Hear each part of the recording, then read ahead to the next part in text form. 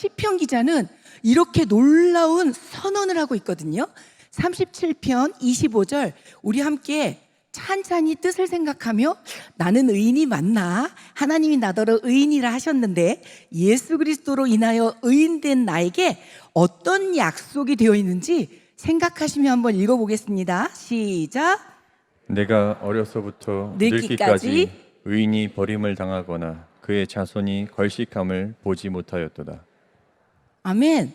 이 시편 기자는 평생 동안 보니까 하나님이 택하신 의인에게는 궁핍함이 없다라고 그렇게 말하고 있습니다.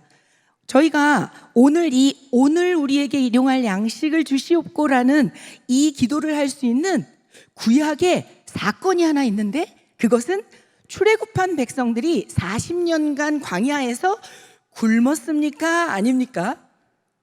안 굶었어요. 40년간. 우와. 마트가 있었을까요? 아울렛이 있었을까요? CU가 있었을까요? 아무것도 없었거든요. 잠깐만 그때로 우리가 돌아가 봅시다. 자, 우리는 애굽에서 노예 생활하고 있었거든요. 어쨌든 죽도록 일을 했으나 먹을 거는 조금이었지만, 부족했지만 줬거든요. 그런데 출애굽을 해서 광야에 나왔습니다. 자, 광야의 뜻은 무엇입니까? 아무것도 없는 곳이잖아요. 우리가 이렇게 성경을 읽을 때와 달리, 자, 여러분 저 다 광야에 있어요. 아침에 눈을 떴어요. 그럼 뭐부터 걱정이 될까요? 뭘 먹지? 아니, 이게 배달이 오는 게 배달의 민족이 안 온다니까요. 쿠팡이츠가 없다니까요.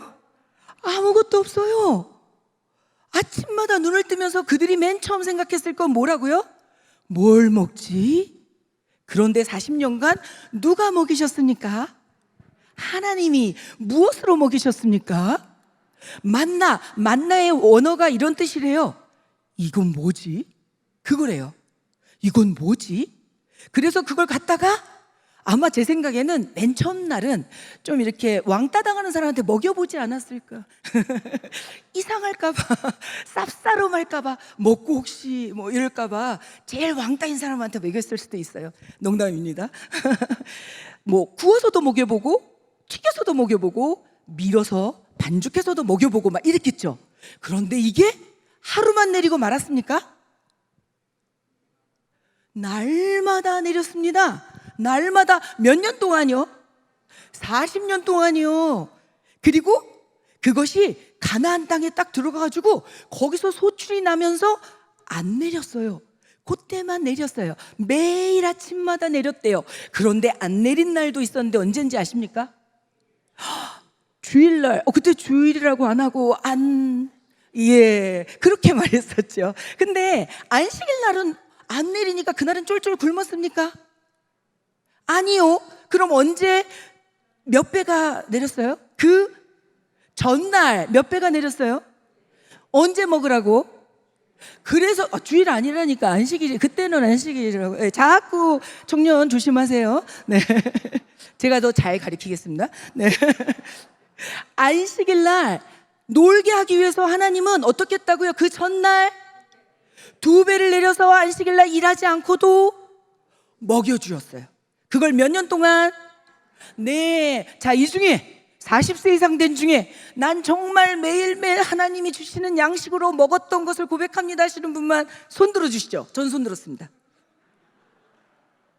만나를 많이 먹여주셔서 이게 웬일이지? 이렇게 저는 많이 먹었던 것 같아요. 이번 임직식 때도 여러분들이 저한테 맛있는 음식을 해주시느라고 막 우리 오마린 권사님은 월요일날 만났는데도 얼마나 한이 졌던지 절 보더니 나 어저께 아무것도 못 먹었어요 막 이러셔가지고 얼마나 죄송했던지, 저는 물도 손에 안 묻혔는데 얼마나 맛있게 먹었던지. 그리고 저기 예수님을 믿지 않는 제 친구 중에 최근에 남편을 잃은 친구가 있어요. 한의원 원장인데 그 친구가 우리 교회 밥을 2그릇을 먹은 거예요. 정말 빼빼 마른 친구, 저와 다른 친구 보셨죠? 예, 그 친구가 그날 2그릇을 먹고 제가 그래서 초청했습니다. 매주 밥 먹으러 와. 밥을 못 먹었는데 2그릇을 먹었다니까요. 하나님은 불심이 깊은 그 친구한테도 우리 교회에 오니까 2그릇을 먹이더라니까요. 입맛이 돌아서 너무 맛있어서 우리 박정희 권사님한테 제가 여쭤봤더니 오라 해요. 매주 오라 해. 이렇게 해주셨어요. 오늘의 만나는 그렇게 불자에게도 하나님께서 베푸시는 걸 보면서 제가 깜짝 놀랐어요. 그 친구는 진짜 밥을 잘 못 먹는 사구제 지낼 때까지 그 절에서 막 그런 거 지내잖아요. 제가 그걸 보면서 와, 하나님은 놀랍다. 제 중고등학교 친구들을 여기까지 불러서 먹이는데, 여기가 포인트예요. 그 친구는 맨날 절에 가서 빌었는데도 먹이시는데 우리는 어떻게 먹이실까? 그러므로 이제 우리는 먹는 것에 대해서는 염려하지 않기로. 아멘이십니까? 먹는 것만 그랬습니까? 입는 건 어땠습니까? 신발을 그들이 몇 켤레나 챙겨 나왔을지 잘 모르겠으나 40년간 그 발이 부르트지 않았다고 하거든요.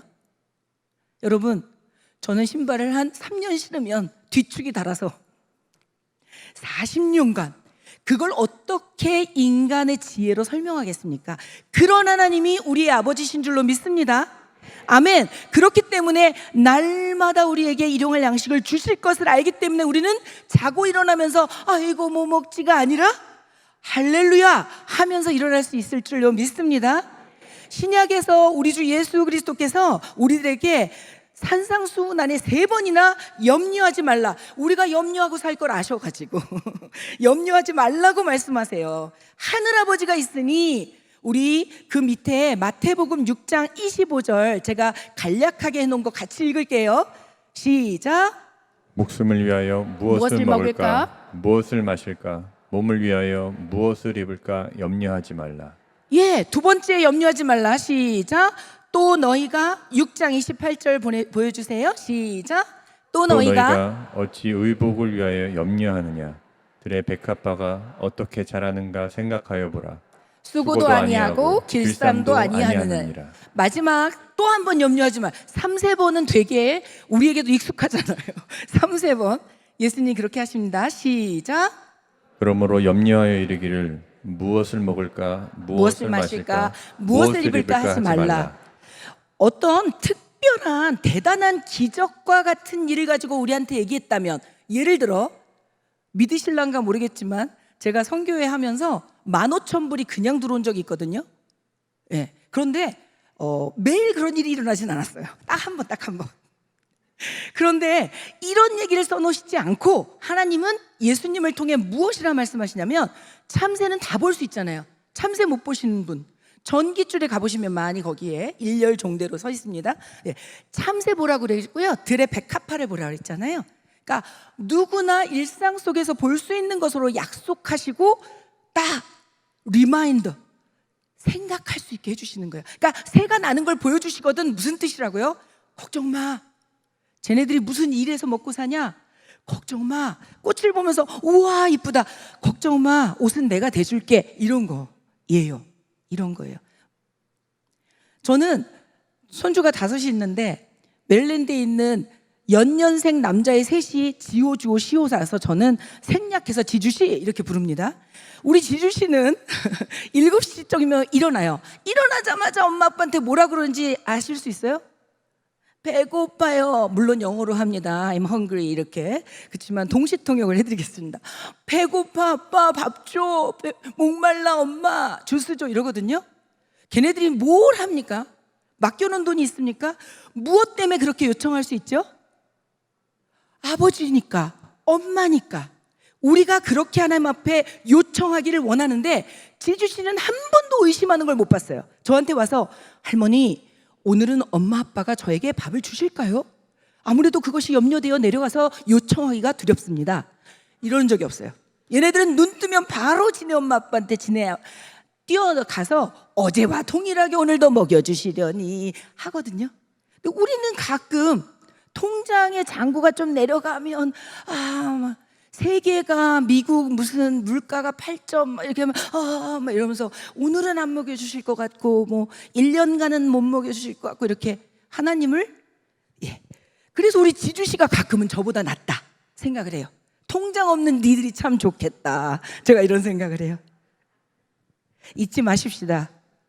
7살, 6살, 5살짜리도 자기 아빠 엄마를 신뢰하는 것을, 그리고 우리 자녀들도 다 우리를 신뢰하며 여기까지 컸잖아요. 그러므로 어려서부터 늙기까지 절대 걸식하는 것을 못 봤다는 시편 기자, 매일처럼 만나를 공급받았던 이스라엘 백성과 같이 우리 AG 지구촌 교회는 먹는 거 입는 것 때문에, 마실 것 때문에 아이고 죽겠어요 하지 않는 우리 되기를 축복합니다. 아멘입니다. 두 번째, 그런데요, 이 일용할 양식을 2번 같이 읽겠습니다. 시작. 일용할 양식을 구하는 겸손한 간구입니다. 사실은 우리가 열심히 일하잖아요. 우리가 일해서 수고해서 그 대가로 먹고 살면 안 됩니까? 우리 땀으로 먹고 사는 거 아니에요? 라고 생각하지 말라는 거예요. 하나님께서는 그것이 너희의 수고이기도 하지만 한 가지만 여쭤볼까요? 자, 비가 올 한 해 하나도 안 내리면 우리 먹고 살 것이, 우리가 아무리 열심히 일하고 컴퓨터를 하고 뭐 수선을 하고 열심히 청소를 하고 뭐 이런다고 해서 우리 입에 들어오는 쌀이 없다니까요. 하나님이 비를 내려주셔야 하는 거잖아요. 얼마나 많은 부분에 우리의 지혜를 주셔야 우리가 일할 수 있잖아요. 건강이 있어야 나가잖아요. 그러니까 우리의 일의 수고만으로 먹고 살 수 없음을 하나님 아버지 앞에 우리가 겸손하게 간구하는 우리라는 것을 잊지 마십시다.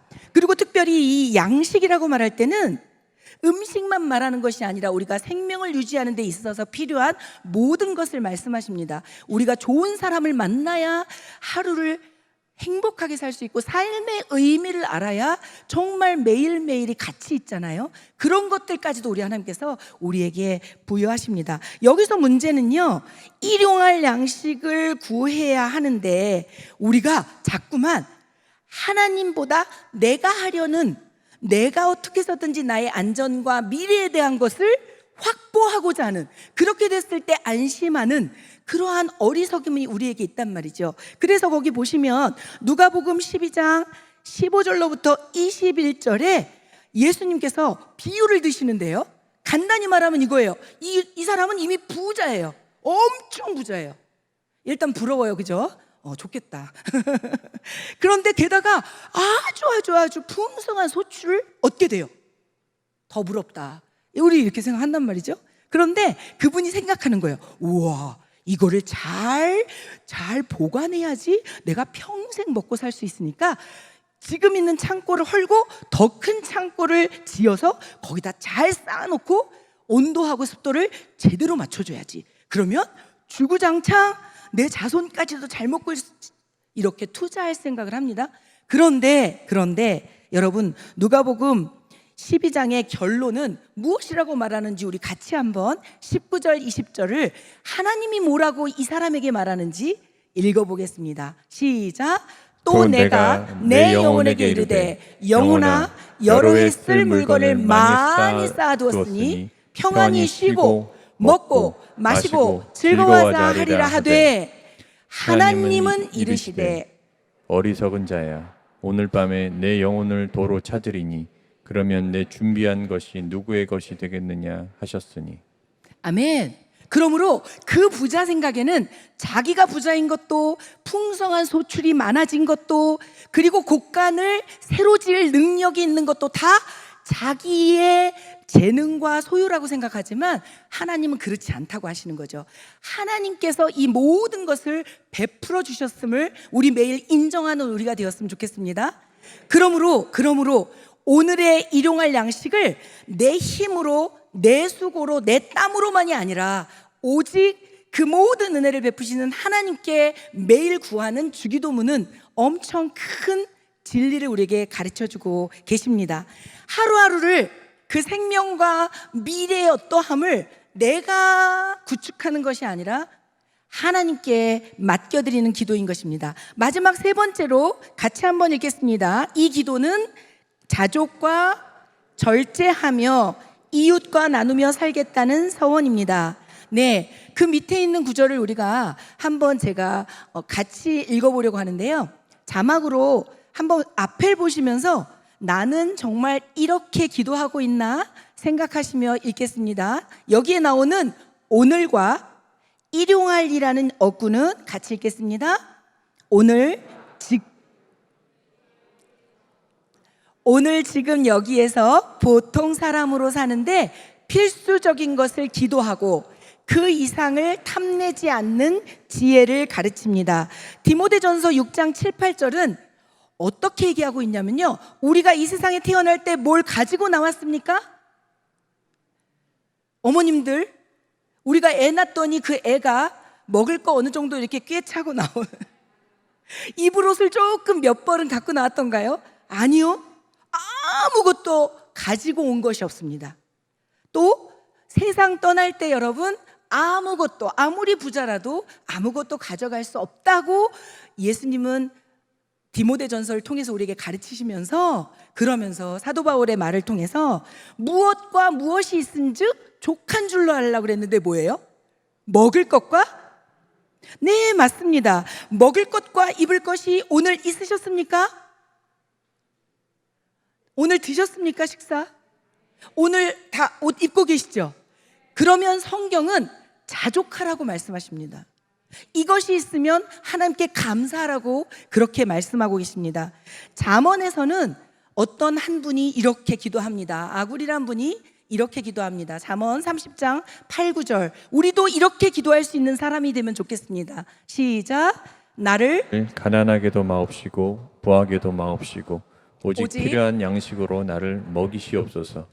혹 내가 배불러서 하나님을 모른다 여호와가 누구냐 할까 하오며 혹 내가 가난하여 도둑질하고 내 하나님의 이름을 욕되게 할까 두려워함이니.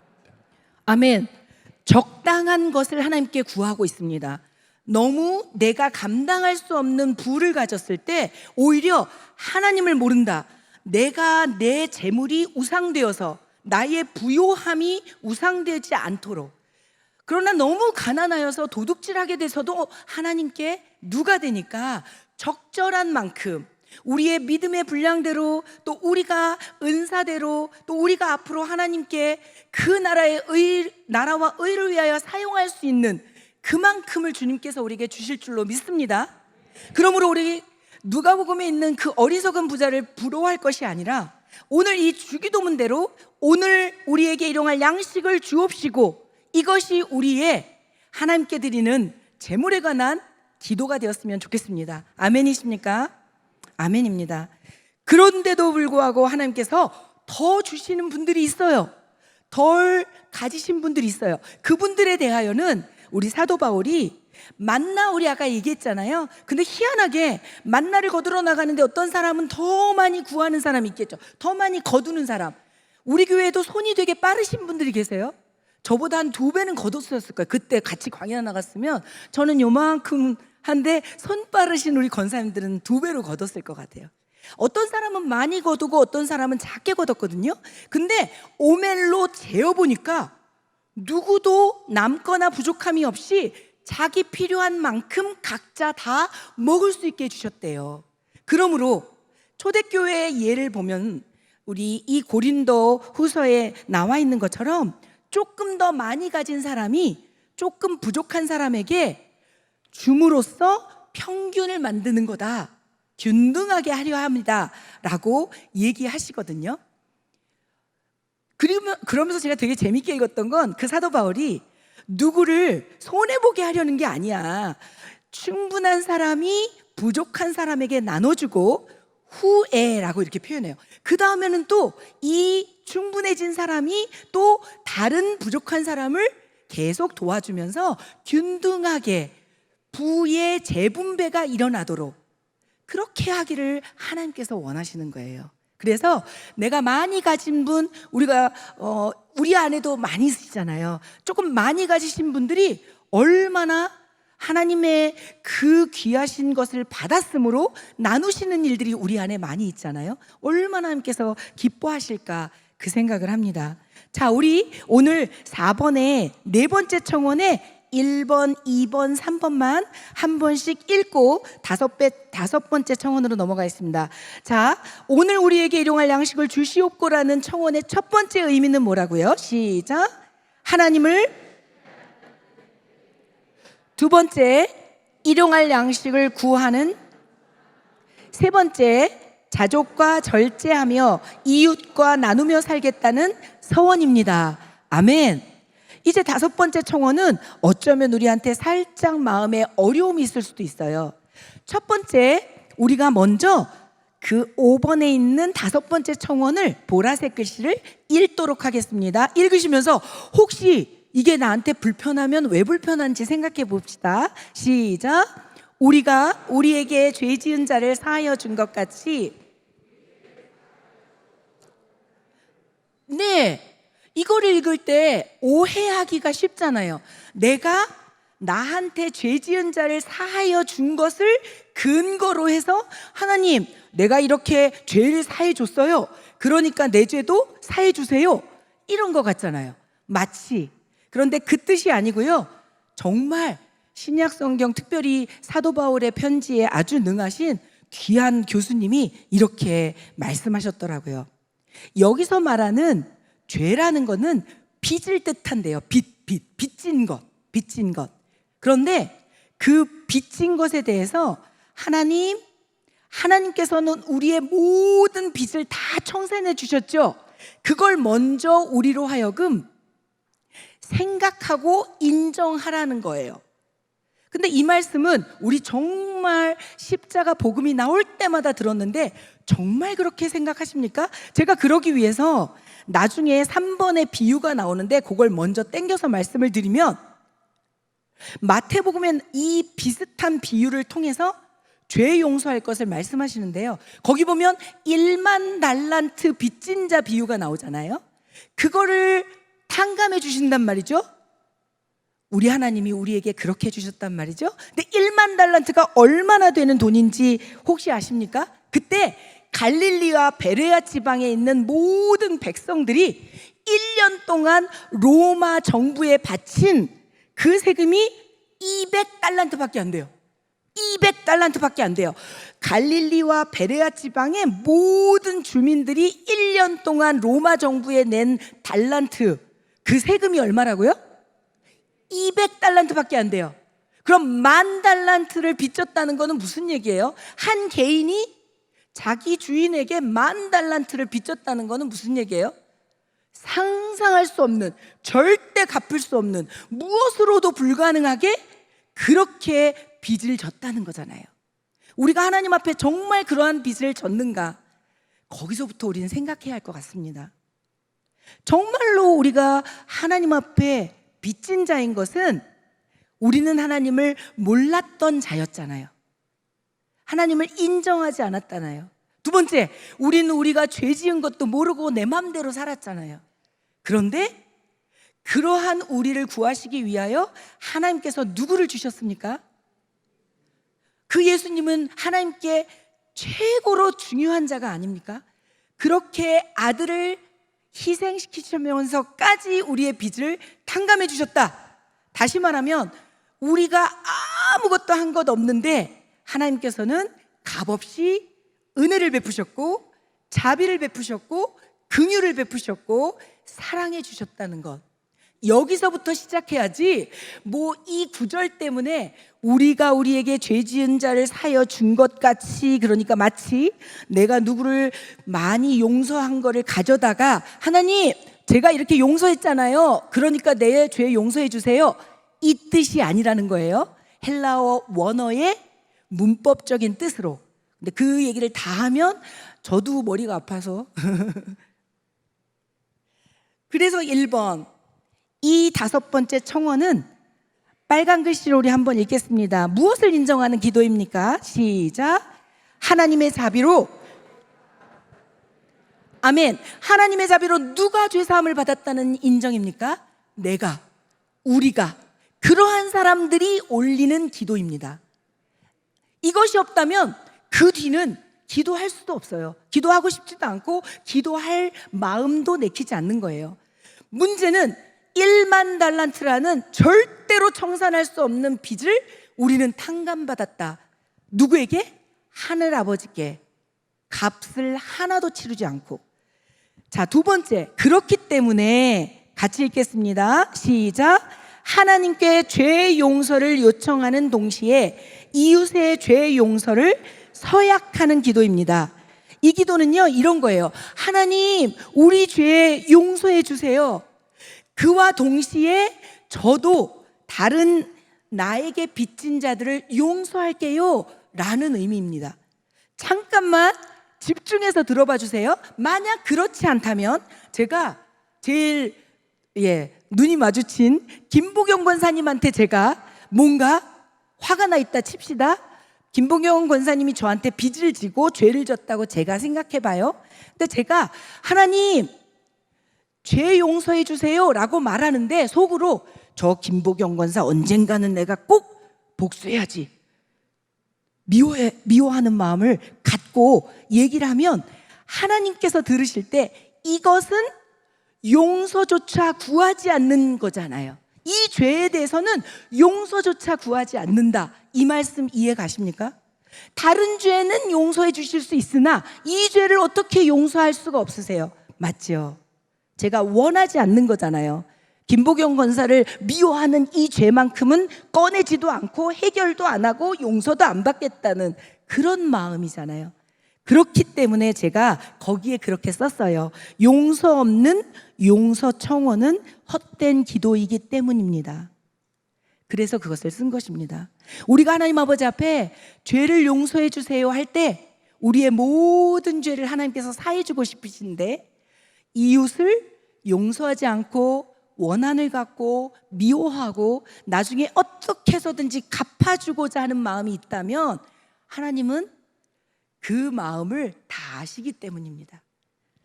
하나님께 죄 용서를 구할 때 이제 완전한 빚 탕감해 주신 사실을 알고 내가 용서해야지라는 마음을 갖는데 이게 쉽습니까? 어렵죠. 나한테 빚진 자에게 그냥 없는 걸로 할게요. 나한테 죄 지은 자에게 용서해 줄게요. 그냥 하는 것이 쉽지 않잖아요.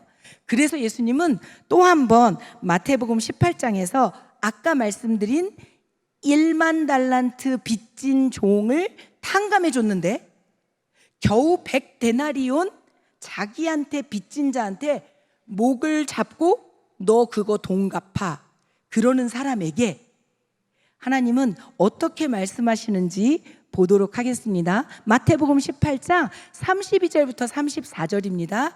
천천히 한번 읽어보겠습니다. 여기에 그라고 표현되는 종은 말할 수 없는 빚을 다 탕감해 줬는데도 자기의 동료에게 가서는 멱살을 잡았던 사람입니다. 100데나리온은 데나리온이 하루 품삯이기 때문에 100일 정도 일하면 갚을 수 있는 돈이에요. 그런데 그 사람에게 멱살을 잡고 옥에다 쳐넣으려고 했던 그런 사람입니다. 같이 한번 32절부터 읽겠습니다. 시작. 이에 주인이 그를 불러다가 말하되 악한 종아 내가 빌기에 내가 내 빚을 전부 탕감하여 주었거늘 내가 너를 불쌍히 여김과 같이 너도 내 동료를 불쌍히 여김이 마땅하지 아니하냐 하고 주인이 노하여 그 빚을 다 갚도록 그를 옥졸들에게 넘기니라. 그러니까 악한 종이라고 표현하는 것을 볼 수 있습니다. 우리가 누군가를 용서하지 않는 것은 용서해도 되고 안 해도 되고 그런 일이 아니라는 거예요. 하나님 보시기에는 그게 악한 일이라는 거예요.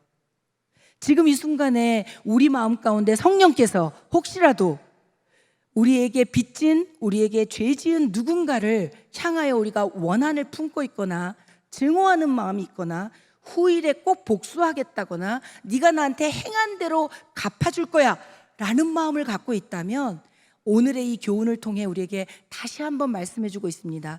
네가 나에게 얼마나 귀한 존재이기 때문에 불쌍히 여겨서 내가 너를 용서했잖아. 자비를 베풀었잖아. 긍휼했잖아. 사랑해줬잖아. 그러니까 너도 다른 이들에게 내 사랑을 보여줘.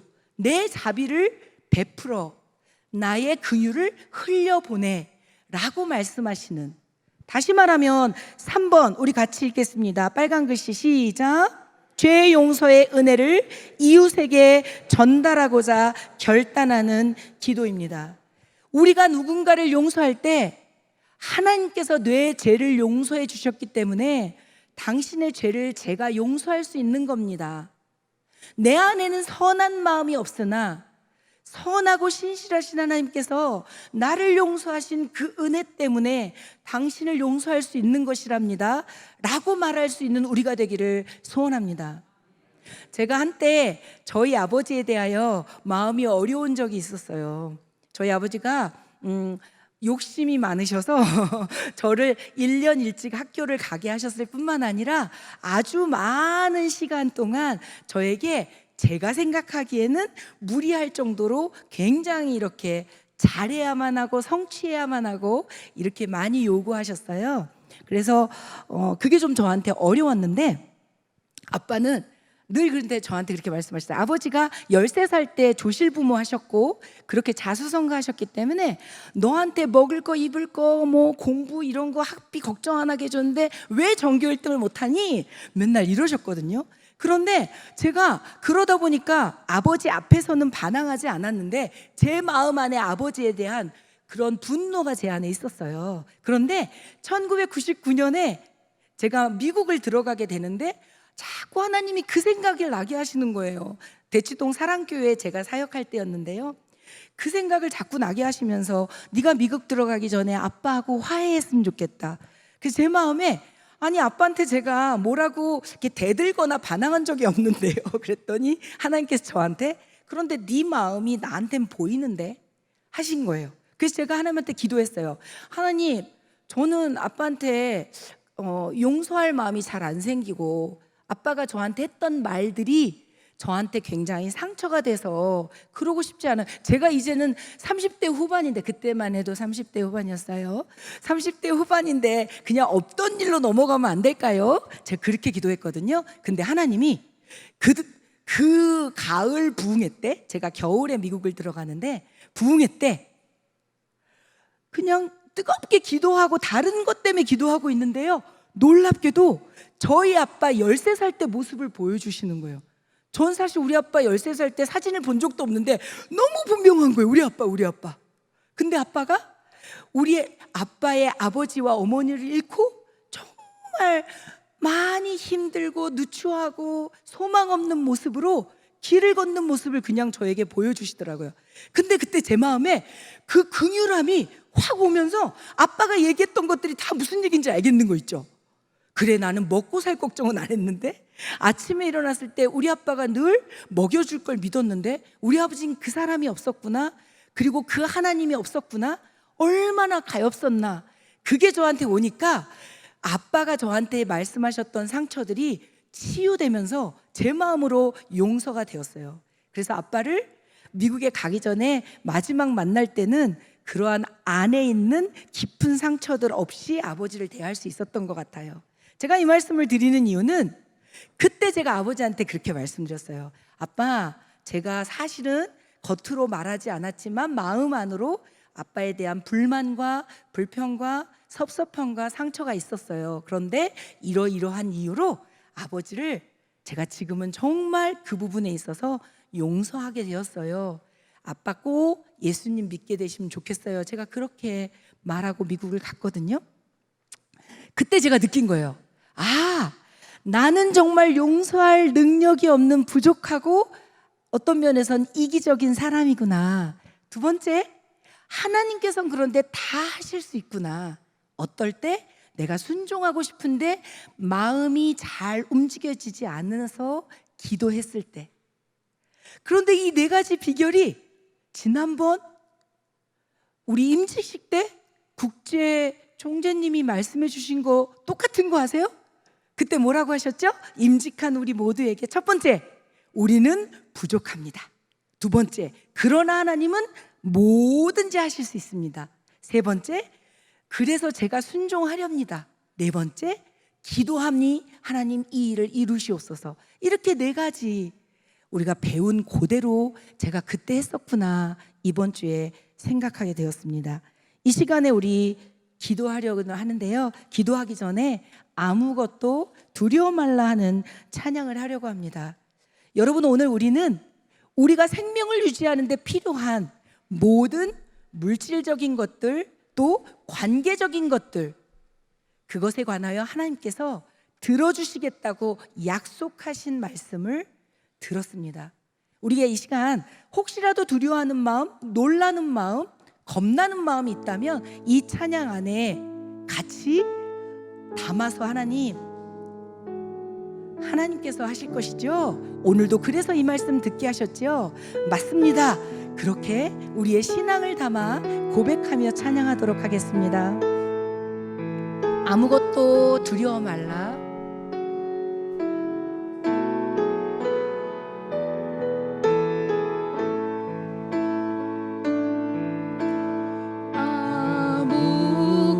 아무것도 두려워 말라.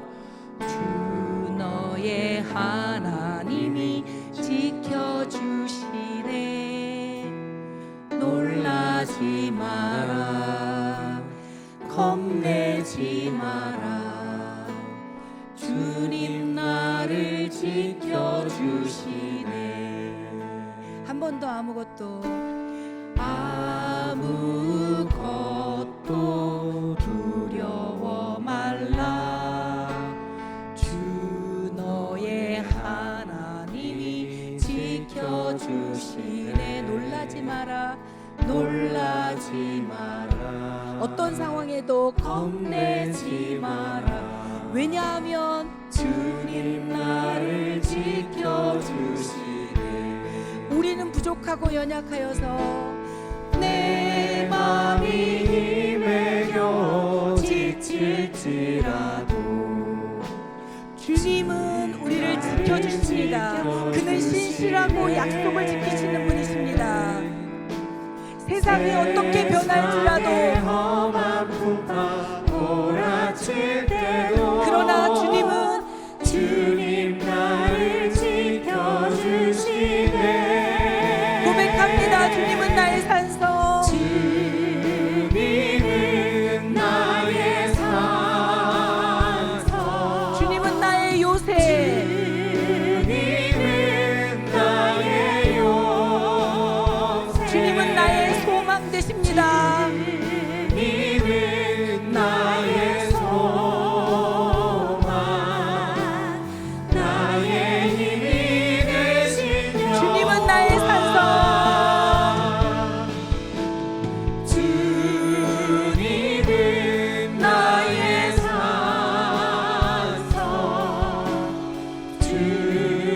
주님은 나의 요새, 주님만이 나의 소망이 되십니다. 주님은 나의 소망, 나의 힘이 되신 여호와, 그분 앞에 우리가 주여 삼창하고 이